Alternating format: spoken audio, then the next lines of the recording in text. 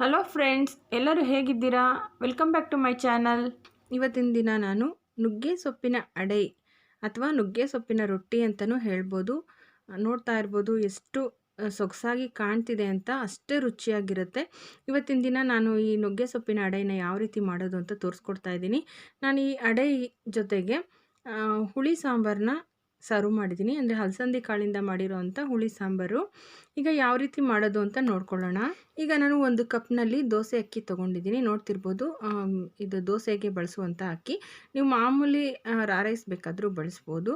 ಈಗ ಒಂದು ಕಪ್ನಷ್ಟು ಅಕ್ಕಿನ ಒಂದು ಬಟ್ಲಿಗೆ ಹಾಕ್ಕೊಂಡೆ, ಮತ್ತು ಇನ್ನೂ ಒಂದು ಕಪ್ನಷ್ಟು ಹಾಕ್ಕೊತಾ ಇದ್ದೀನಿ. ಟೋಟಲಾಗಿ 2 ಕಪ್ನಷ್ಟು ಅಕ್ಕಿಗೆ ಕಡಲೆಬೇಳೆ 2 ಟೇಬಲ್ ಸ್ಪೂನ್ನಷ್ಟು ಸೇರಿಸ್ಕೊತಾ ಇದ್ದೀನಿ.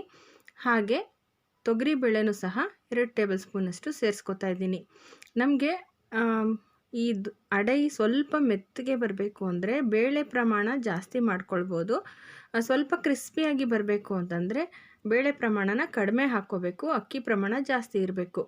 ಆ ರೀತಿ ನಾವು ಹಾಕ್ಕೊಂಡ್ರೆ ಅಡೈ ಚೆನ್ನಾಗಿ ಬರುತ್ತೆ. ನಾನು ಸ್ವಲ್ಪ ಕ್ರಿಸ್ಪಿಯಾಗಿರಲಿ ಅನ್ನೋ ಕಾರಣಕ್ಕೆ ಬೇಳೆ ಪ್ರಮಾಣನ ಕಡಿಮೆನೇ ಹಾಕ್ಕೊಂಡಿದ್ದೀನಿ.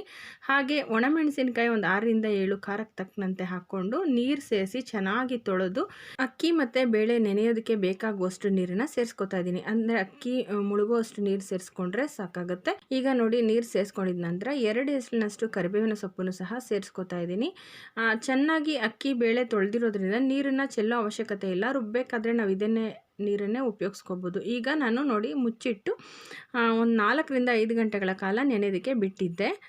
ನೋಡಿ ಚೆನ್ನಾಗಿ ನೆಂದಿದೆ. ನಿಮಗೆ ಟೈಮ್ ಇತ್ತು ಅಂತಂದರೆ ರಾತ್ರಿ ನೆನೆ ಹಾಕ್ಕೊಳ್ಬೋದು. ರಾತ್ರಿ ನೆನೆ ಹಾಕ್ಕೊಂಡು ಬೆಳಗ್ಗೆ ನಾವು ಟಿಫನ್ಗೆ ಈ ಅಡೈನ ಮಾಡ್ಕೊಳ್ಬೋದು. ಆ ರೀತಿನಾದರೂ ಮಾಡ್ಕೊಳ್ಬೋದು. ಈಗ ನಾನು ಈ ಅಕ್ಕಿನ 4 ಗಂಟೆಗಳ ಕಾಲ ನೆನೆಯೋದಕ್ಕೆ ಇಟ್ಟಿದ್ದೆ. ಈಗ ಒಂದು ಮಿಕ್ಸಿ ಜಾರ್ಗೆ ಅಕ್ಕಿ ಬೇಳೆ ಎಲ್ಲ ಮಿಶ್ರಣನ ಸೇರಿಸ್ಕೊತಾ ಇದ್ದೀನಿ ಸ್ವಲ್ಪ ಪ್ರಮಾಣದಲ್ಲಿ. ಹಾಗೆ ಹಿಂಗಿನ ಪುಡಿ ಒಂದು ಅರ್ಧ ಟೇಬಲ್ ಸ್ಪೂನಷ್ಟು ಸಹ ಸೇರಿಸ್ಕೊತಾ ಇದ್ದೀನಿ. ಹಾಗೆ ರುಚಿಗೆ ತಕ್ಕಷ್ಟು ಉಪ್ಪು, ಅಂದರೆ ಕಲ್ಲುಪ್ಪನ್ನ ನಾನು ಬಳಸ್ತಾ ಇದ್ದೀನಿ. ಇವಿಷ್ಟನ್ನು ಸೇರಿಸ್ಕೊಂಡು ನಾವು ಈಗ ನುಣ್ಣಗೆ ರುಬ್ಕೋಬೇಕಾಗತ್ತೆ. ನಾನೀಗ ಯಾವ ಹದದಲ್ಲಿ ರುಬ್ಕೊಳ್ಬೇಕು ಅಂತ ತೋರಿಸ್ಕೊಡ್ತೀನಿ ನೋಡಿ. ಈಗ ನಾನು ನೀರು ಹಾಕದೆ ಹಾಗೆ ಗಟ್ಟಿಯಾಗೇ ರುಬ್ಬಿದ್ದೀನಿ. ನಾವು ರೊಟ್ಟಿ ಮಾಡಬೇಕಾಗಿರೋದ್ರಿಂದ ಈ ರೀತಿಯಾಗಿ ಗಟ್ಟಿಯಾಗಿ ರುಬ್ಕೋಬೇಕು, ಮತ್ತು ತರ್ತರಿಯಾಗಿರಬೇಕು. ನೋಡ್ತಾ ಇರ್ಬೋದು, ರವೆ ರೀತಿ ಸಿಗಬೇಕು ಕೈಗೆ. ಆ ರೀತಿಯಾಗಿ ನಾವು ಗಟ್ಟಿಯಾಗಿ ರುಬ್ಕೋಬೇಕಾಗತ್ತೆ.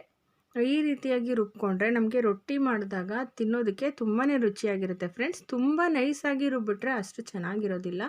ಹಾಗಾಗಿ ನಾವು ನೆನೆಸಿಟ್ಕೊಂಡಿರೋ ಅಂಥ ಬೇಳೆ, ಈ ಅಕ್ಕಿ ಎಲ್ಲವನ್ನು ಮೊದಲು ಯಾವ ರೀತಿ ರುಬ್ಕೊಂಡ್ರೋ ಅದೇ ರೀತಿಯೇ ರುಬ್ಕೋಬೇಕಾಗತ್ತೆ. ನಾನು ಇನ್ನೊಂದೊಬ್ಬೆನೂ ಸಹ ಜಾರ್ಗೆ ಹಾಕ್ಕೊಂಡು ರುಬ್ಕೊಳ್ತಾ ಇದ್ದೀನಿ. ನೋಡ್ತಾ ಇರ್ಬೋದು, ರವೆ ರೀತಿ ಸಿಗಬೇಕು ಕೈಗೆ. ಆ ರೀತಿ ತರ್ತರಿಯಾಗಿ ರುಬ್ಕೋಬೇಕು. ನೋಡಿ, ನಾನು ಮತ್ತೊಮ್ಮೆ ತೋರಿಸ್ತಾ ಇದ್ದೀನಿ. ಆ ರೀತಿಯೇ ರುಬ್ಕೋಬೇಕಾಗತ್ತೆ. ಆಗ ಅಡೈ ತಿನ್ನೋದಕ್ಕೆ ತುಂಬಾ ರುಚಿಯಾಗಿರುತ್ತೆ. ಈಗ ನೋಡಿ, ನಾನು ರುಬ್ಬಿರೋ ಅಂಥ ಮಿಶ್ರಣನೆಲ್ಲ ಒಂದು ಬಟ್ಲಿಗೆ ಸೇರಿಸ್ತಾ ಇದ್ದೀನಿ. ಇವಿಷ್ಟನ್ನು ಎಲ್ಲ ಚೆನ್ನಾಗಿ ನಾವು ರುಬ್ಕೊಂಡು ಬಟ್ಲಿಗೆ ಸೇರಿಸ್ಕೊಂಡು ಚೆನ್ನಾಗಿ ಮಿಕ್ಸ್ ಮಾಡ್ಕೋಬೇಕಾಗತ್ತೆ. ಈಗ ಪೂರ್ತಿಯಾಗಿ ರುಬ್ಕೊಂಡಿದ್ದಾಗಿದೆ. ಇದನ್ನು ತುಂಬಾ ಬೇಗ ಮಾಡ್ಕೊಳ್ಬೋದು. ಅಕ್ಕಿ ಒಂದು ನೆನಿಟ್ಕೊಂಡ್ಬಿಟ್ರೆ ಸಾಕು, ಬೇಗ ಆಗಿಬಿಡುತ್ತೆ. ಈಗ ನೋಡಿ, ನುಗ್ಗೆ ಸೊಪ್ಪು ಒಂದು 2 ಹಿಡಿಯಷ್ಟು ಎಲ್ಲ ಚೆನ್ನಾಗಿ ಬಿಡಿಸಿ ಇಟ್ಕೊಂಡಿದ್ದೀನಿ. ಹಾಗೆ ತೊಳೆದು ಸಹ ಇಟ್ಕೊಂಡಿದ್ದೀನಿ. ನುಗ್ಗೆ ಸೊಪ್ಪಿನ ಪ್ರಮಾಣ ನೀವು ಇನ್ನೂ ಜಾಸ್ತಿ ಮಾಡ್ಕೊಳ್ಬೋದು. ತುಂಬಾ ರುಚಿಯಾಗಿರುತ್ತೆ. ಸ್ವಲ್ಪನೂ ಕಹಿ ಬರೋದಿಲ್ಲ. ಆರೋಗ್ಯಕ್ಕೂ ಸಹ ತುಂಬಾ ಒಳ್ಳೆಯದು. ನೋಡಿ, ನಾನು ಇದನ್ನು ಅಂದರೆ ನುಗ್ಗೆ ಸೊಪ್ಪನ್ನು ಚೆನ್ನಾಗಿ ತೊಳೆದಿಟ್ಕೊಂಡು ಚಿಕ್ಕದಾಗಿ ಕಟ್ ಮಾಡ್ಕೊತಾ ಇದ್ದೀನಿ. ನೀವು ಕಟ್ ಮಾಡ್ದಿರಾ ಹಾಗೇ ಹಾಕ್ಬೋದು, ಅಥವಾ ಈ ರೀತಿ ಕಟ್ ಮಾಡಿನೂ ಹಾಕ್ಬೋದು. ಈ ರೀತಿ ಕಟ್ ಮಾಡಿ ಹಾಕೋದ್ರಿಂದ ನುಗ್ಗೆ ಸೊಪ್ಪಿನ ರುಚಿ ಚೆನ್ನಾಗಿ ಬರುತ್ತೆ. ನಮಗೆ ಬಾಯಿಗೆ ಹಿತವಾಗಿರುತ್ತೆ ತಿನ್ನಬೇಕಾದ್ರೆ. ಆ ನುಗ್ಗೆ ಸೊಪ್ಪಿನ ಸ್ವಾದ ಹಿಟ್ಟಿನಲ್ಲಿ ಚೆನ್ನಾಗಿ ಬಿಟ್ಕೊಳ್ಳುತ್ತೆ. ಹಾಗಾಗಿ ನಾನು ಕಟ್ ಮಾಡ್ಕೊಳ್ತಾ ಇದ್ದೀನಿ. ನೋಡಿ, ಈ ರೀತಿಯಾಗಿ ಚಿಕ್ಕದಾಗಿ ಕಟ್ ಮಾಡಿ ನಾವು ಆ ಹಿಟ್ಟಿಗೆ ಸೇರಿಸ್ಕೋಬೇಕಾಗತ್ತೆ. ಇದ್ರ ಜೊತೆಗೆ ನೀವು ಕೊತ್ತಂಬರಿ ಸೊಪ್ಪನ್ನು ಸಹ ಬೇಕಾದರೂ ಸೇರಿಸ್ಕೊಳ್ಬೋದು. ಈಗ ನಾನು ಬರೀ ನುಗ್ಗೆ ಸೊಪ್ಪನ್ನು ಮಾತ್ರ ಸೇರಿಸ್ಕೊಂಡಿದ್ದೀನಿ. ಹಾಗೆ ಇದ್ರ ಜೊತೆಗೆ 1 ಕಪ್ನಷ್ಟು ಹಸಿ ಕೊಬ್ಬರಿ ತುರಿನ ನಾನು ಸೇರಿಸ್ಕೊತಾ ಇದ್ದೀನಿ. ಈ ಕೊಬ್ಬರಿ ತುರಿನ ನೀವು ಜಾಸ್ತಿ ಪ್ರಮಾಣದಲ್ಲೂ ಬೇಕಾದರೂ ಸೇರಿಸ್ಕೋಬೋದು. ತುಂಬಾ ರುಚಿಯಾಗಿರುತ್ತೆ.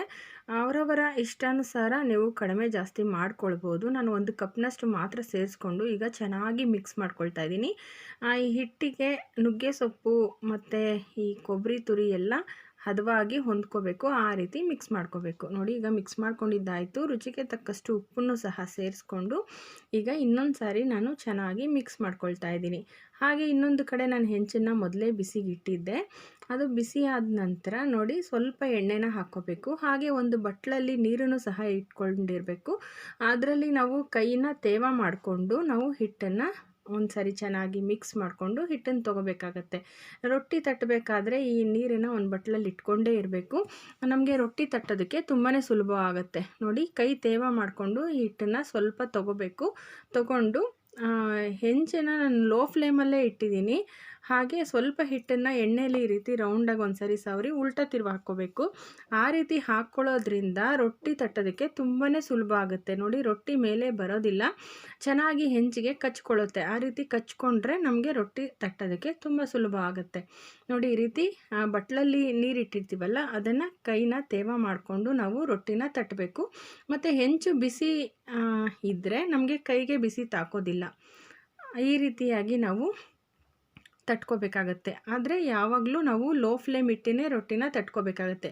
ಈ ರೀತಿ ನೀವು ಡೈರೆಕ್ಟಾಗಿ ಹೆಂಚಿನ ಮೇಲೆ ತಟ್ಟೋದಕ್ಕೆ ಬರೋದಿಲ್ಲ ಅಂದರೆ ಒಂದು ಕಾಟನ್ ಬಟ್ಟೆನ ತೇವ ಮಾಡಿಕೊಂಡು, ಅಂದರೆ ಮಲ್ ಬಟ್ಟೆ ಅಂತ ಹೇಳ್ತಾರೆ, ಆ ಬಟ್ಟೆ ತೇವ ಮಾಡಿಕೊಂಡು ಅದ್ರ ಮೇಲೆ ತಟ್ಟಿ ನೀವು ಇದು ಹಾಕ್ಬೋದು. ಮತ್ತು ಬಾಳೆ ಎಲೆ ಮೇಲೆ ತಟ್ಟಿ ನೀವು ಇದ್ರ ಮೇಲೆ ಹಾಕ್ಬೋದು. ಅಥವಾ ಒಂದು ಬಟರ್ ಪೇಪರ್ ಮೇಲೆ ಬೇಕಾದರೂ ಈ ರೊಟ್ಟಿನ ತಟ್ಟಿ ನೀವು ಹೆಂಚು ಮೇಲೆ ಹಾಕಿ ರೊಟ್ಟಿ ಮಾಡ್ಬೋದು.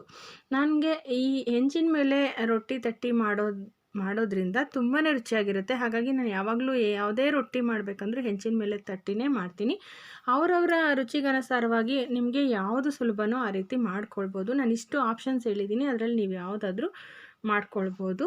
ನೋಡಿ ಈಗ ನಾನು ಸ್ವಲ್ಪ ಎಣ್ಣೆನ ಹಾಕ್ಕೊಂಡೆ.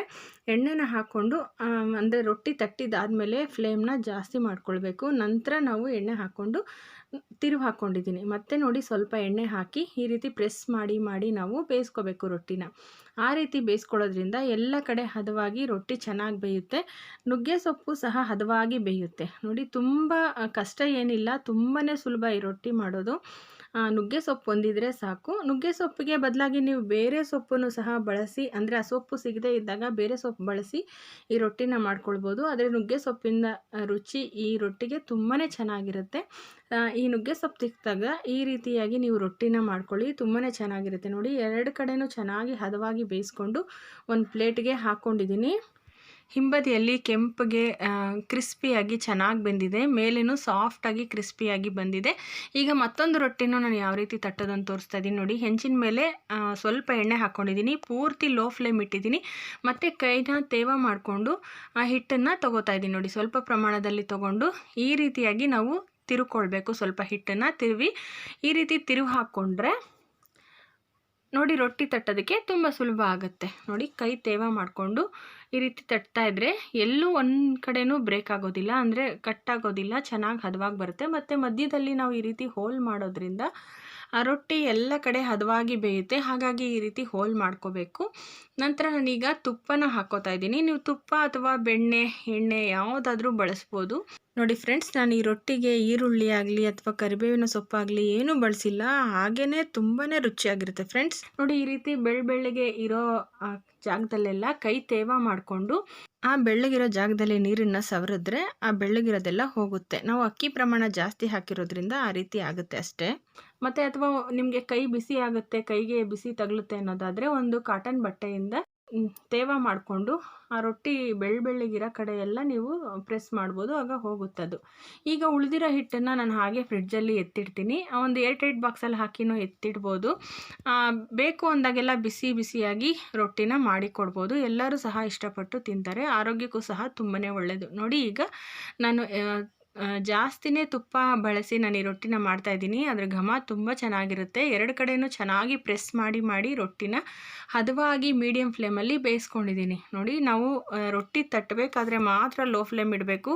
ರೊಟ್ಟಿ ತಟ್ಟಿದ್ದಾದಮೇಲೆ ಮೀಡಿಯಮ್ ಫ್ಲೇಮ್ ಮಾಡಿಕೊಂಡು ರೊಟ್ಟಿನ ಹದವಾಗಿ ಪ್ರೆಸ್ ಮಾಡಿ ಎಲ್ಲ ಕಡೆ ಹದವಾಗಿ ಬೇಯಿಸ್ಕೋಬೇಕು. ನಂತರ ನೋಡಿ ಈಗ ಸರ್ವಿಂಗ್ ಪ್ಲೇಟ್ಗೆ ಹಾಕ್ಕೊಂಡಿದ್ದೀನಿ.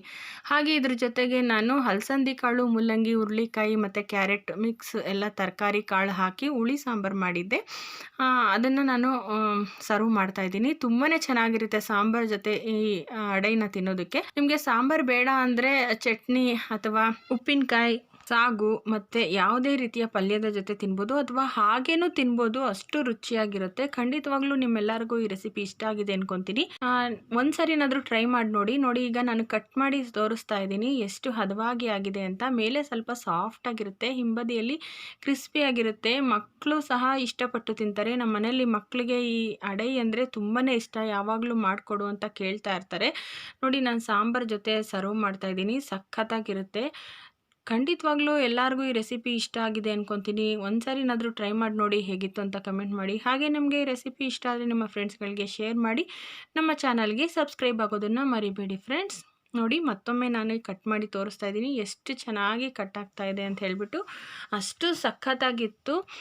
ನಾನು ಯಾವಾಗಲೂ ಈ ರೀತಿ ಮಾಡ್ತಾ ಇರ್ತೀನಿ ನುಗ್ಗೆ ಸೊಪ್ಪು ಸಿಕ್ಕಿದಾಗೆಲ್ಲ. ಪಲ್ಯನೂ ಸಹ ಮಾಡಿದ್ದೀನಿ ಮತ್ತು ಅಡೈ ರೆಸಿಪಿನೂ ಸಹ ನಾನು ಈಗಾಗಲೇ ನನ್ನ ಚಾನಲಲ್ಲಿ ಮಾಡಿ ತೋರಿಸಿದ್ದೀನಿ. ನೀವು ನನ್ನ ಚಾನಲ್ನ ಸರ್ಚ್ ಮಾಡಿ ನೋಡ್ಬೋದು. ಈ ನುಗ್ಗೆ ಸೊಪ್ಪಿನಿಂದ ಬೇರೆ ಬೇರೆ ಅಡುಗೆಗಳನ್ನು ಸಹ ನಾನು ಮಾಡಿ ತೋರಿಸಿದ್ದೀನಿ. ಮತ್ತು ಈ ಸಾಂಬಾರು ಇರ್ಬೋದು, ಹಲಸಂದಿ ಕಾಳಿನ ಸಾಂಬಾರು ಸಹ ನನ್ನ ಚಾನಲಲ್ಲಿ ಈಗಾಗಲೇ ಮಾಡಿ ತೋರಿಸಿದ್ದೀನಿ. ಖಂಡಿತವಾಗ್ಲೂ ನನ್ನ ಚಾನಲ್ನ ಸರ್ಚ್ ಮಾಡಿ ನೋಡಿ. ಓಕೆ ಫ್ರೆಂಡ್ಸ್, ಮತ್ತೊಂದು ಹೊಸ ರೆಸಿಪಿಯೊಂದಿಗೆ ನಿಮ್ಮನ್ನು ಭೇಟಿ ಆಗ್ತೀನಿ. ಅಲ್ಲಿಯವರೆಗೂ ಈ ವಿಡಿಯೋ ನೋಡಿದ ಸಮಸ್ತ ವೀಕ್ಷಕರಿಗೂ ಧನ್ಯವಾದಗಳು.